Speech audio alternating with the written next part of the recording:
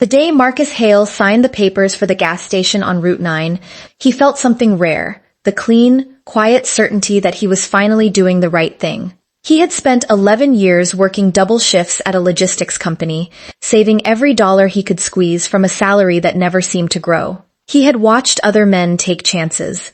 He had watched them fail, yes, but he had also watched a few of them build something real, something that belonged to them in a way a paycheck never could. And so when old Pete Caruso put the Sunridge station up for sale, 2 pumps, a small convenience store, a garage bay with a leaking roof, Marcus saw not what it was, but what it could become. He withdrew $47,000. Everything. He did not tell his family until the ink was dry. That was his first mistake. Not the station, but the telling. He chose Thanksgiving, thinking the warmth of the table might soften the news. It did not. His brother Derek set down his fork with the slow, deliberate care of a man preparing for battle. His mother-in-law, Gloria, pressed her lips together in that particular way she had, the way that meant she had already decided you were beneath her concern. His father-in-law, Raymond, laughed. Not cruelly at first, just a short, disbelieving sound, like a man who had heard a bad joke and was waiting for the correction. There was no correction. A gas station, Derek said, finally. You took your life savings and bought a gas station on a road nobody drives. People drive Route 9, Marcus said. Trucks, Marcus. 18-wheelers cutting through to avoid the toll. That's not a customer base. That's a bypass. His wife, Diana, sat beside him and said nothing. That silence was somehow louder than anything Derek or Raymond said. Gloria patted Diana's hand, the way you comfort someone who has received difficult medical news.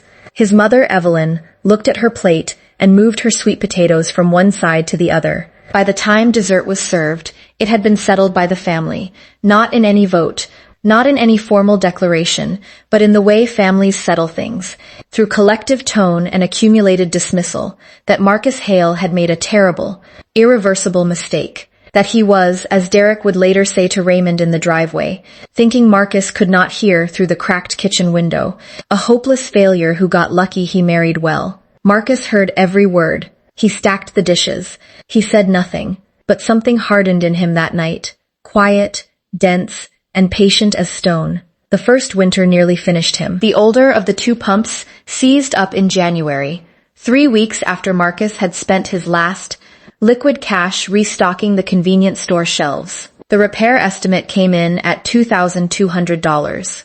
He did not have $2,200. He had $340 in his personal account and a credit card with a limit that was already half consumed by the initial setup costs he had underestimated. The liability insurance, the environmental compliance inspection, the new refrigeration unit the count required before he could sell cold drinks. He put the pump repair on the card and did not sleep properly for 6 nights. He learned the business the hard way, which is to say he learned it through every mistake it was possible to make. He trusted a fuel supplier who delivered short on volume and billed him full, a trick apparently, common enough that the man had a practiced, bored expression when Marcus confronted him about it. He lost 2 weeks of business when a delivery truck clipped the canopy support, and the structure was deemed unsafe pending inspection. He hired a part-time attendant who lasted 11 days before simply not showing up one Monday morning, leaving Marcus alone on a cold Tuesday at 5 a.m. Numb, running both the register and the pumps himself, eating a gas station hot dog for lunch because he had not had time to bring food from home. There were nights he did not go home at all. He kept a folding cot in the back office, behind the boxes of motor oil and the spare windshield wiper inventory. He told Diana it was because of early deliveries. She did not push back, which told him she was either too tired or too relieved not to have the conversation. He found out later, from a slip of paper left in a jacket pocket, that she had consulted a divorce attorney in March, a free initial consultation. She had not followed through, not yet, but the paper sat in his mind like a splinter he could not reach. Raymond called once, in February, with an offer dressed as kindness. He would buy the station from Marcus for $28,000, a loss of nearly $20,000. And Marcus could start fresh, no shame in it. Some ideas just don't work out. Marcus thanked him politely and hung up the phone. Then he went back to work. He almost missed it. The notice was buried on page 7 of the County Gazette, a small circulation paper that Marcus only received because it came bundled with his business license renewal paperwork. He had been using it to line the shelf beneath the coffee machine, and he might have thrown it out. Entirely had a slow Tuesday afternoon, not left him with nothing to do but read. The headline was bureaucratic and dry. Route 9, Interchange Expansion. Phase 2, Environmental Review approved. He read it twice. Then he sat down on the stool behind the counter and read it a third time, slowly, the way you read something when you are afraid your mind is adding words that are not there. They were there. The state was expanding the interchange at Route 9 and Miller Creek Road, exactly 400 yards from the Sunridge Station, into a full commercial interchange to service the new regional distribution corridor being built to the east. The projected completion was 3 years out. The projected daily traffic increase was listed, in the dry language of infrastructure reports, as significant to transformative. Marcus folded the paper carefully and put it in his desk drawer. He told no one. Not Diana. Not his mother. Certainly not Derek or Raymond. He understood, with a clarity that felt almost like cold water on his face, that information was the only advantage he had ever possessed in this situation, and that the moment he shared it, someone with more capital and more connections would find a way to benefit from it before he could. Instead, he made calls. Quietly, methodically, the way he had learned to do everything in the past 2 grinding years.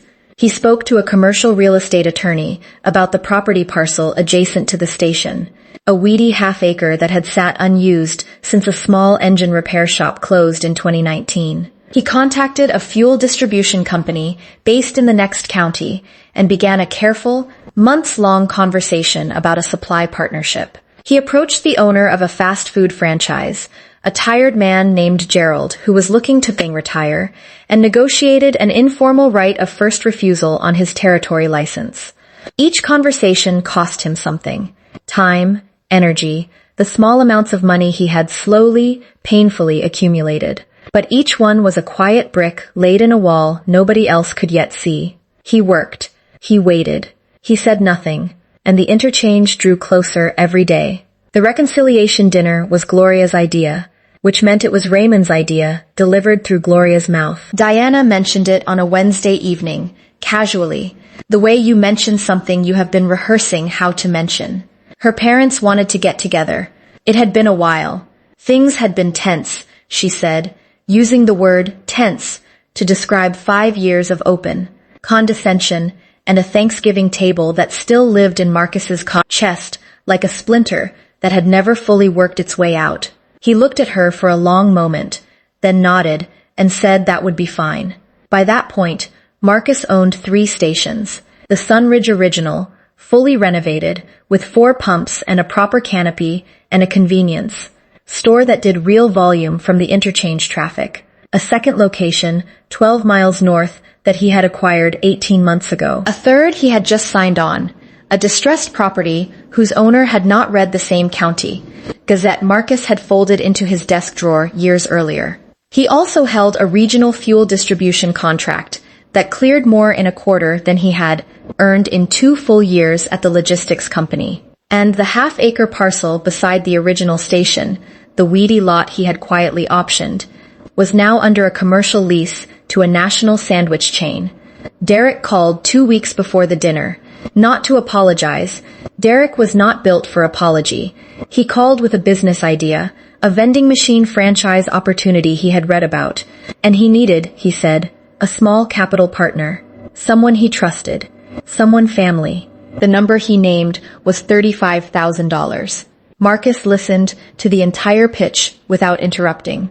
Then he said he would think about it and that Derek should send him the prospectus.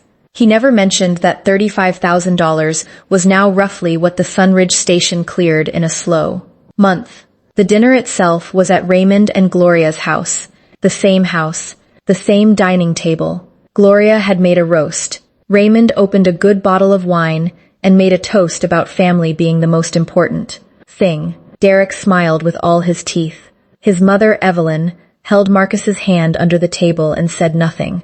which was her way of saying everything. Marcus raised his glass. He smiled warmly, genuinely, without anger, because he had learned something the hard way that none of them had ever needed to learn at all. Patience, quietly kept, is the most devastating revenge there is.